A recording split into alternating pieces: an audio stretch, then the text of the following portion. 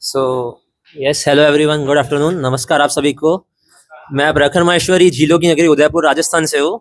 अभी कुछ समय पहले कानपुर शिफ्ट हुआ जॉब के लिए। तो ऐसे ही लिखना पसंद है, कुछ लिखा है मैंने जिसका टाइटल है जिंदगी एक मोहब्बत। ये एक कविता भी और एक टाइप स्टोरी टेलिंग के जैसा भी है। जिंदगी कितने बड़े हो गए पता ही नहीं चला, घर बसाने के लिए घर से ही दूर जाना पड़ा। बचपन में लगता था बड़ा होना कितना आसान होगा, पर किसी ने बताया ही नहीं कि हर मुस्कान के पीछे एक नया इम्तिहान होगा। खुद को बनाने निकले थे पर अपनों से बिछड़ना पड़ा। एक सपने की खातिर अपना शहर अपना घर छोड़ना पड़ा।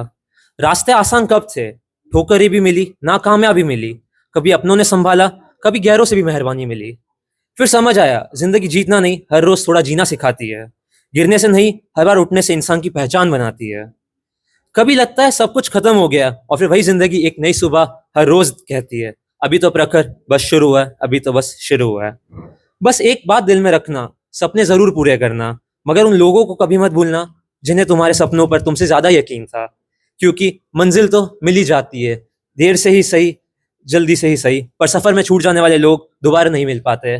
और आखिर में जिंदगी ये भी सिखाया है, पैसे कमाना मुश्किल है पर वक्त कमाना उससे भी ज्यादा मुश्किल। इसलिए जब भी मौका मिले अपनों के साथ बैठ लेना।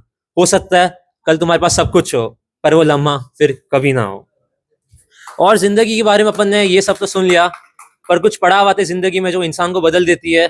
कुछ लोगों से कहते हैं इश्क, कुछ मोहब्बत, कुछ जुनून, कुछ बर्बादी। तो उसके लिए लिखा है कि शुरू शुरू की बात है, नए नए इश्क की रात है। मिला है एक शख्स हसीन, भला ये भी कितनी हसीन मुलाकात है। रात भर वीडियो कॉल पे बातें करना, फेस टाइम पर ही सो जाना। अलग अलग नामों से उसको पुकारना, उसको हंसाना और उसको चिढ़ाना, फिर प्यार से उसको ही मनाना। ऐसा ही होता है जब नया नया इश्क होता है। फिर कुछ महीने बीत जाते हैं, थोड़ी सी लड़ाई, थोड़ी सी मिसअंडरस्टैंडिंग हो जाती है।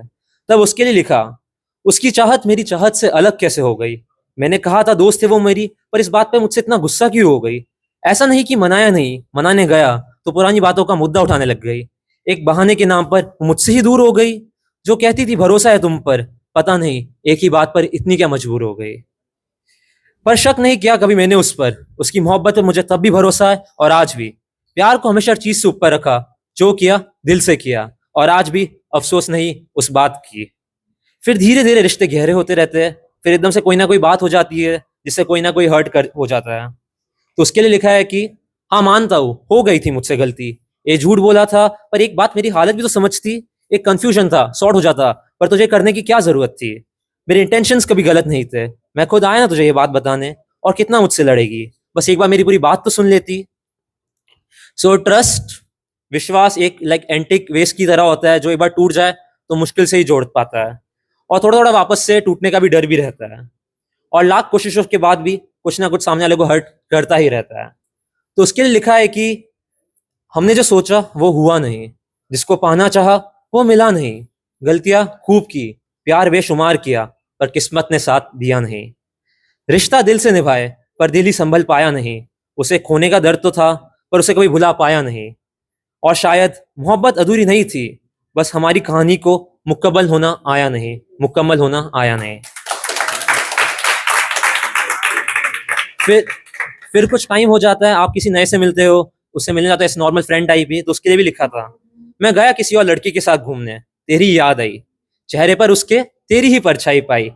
नहीं दिया वो फूल वो झुमके जो तुझे देता था, बस मिलके किसी और से, ना कुछ और गलत इरादे से।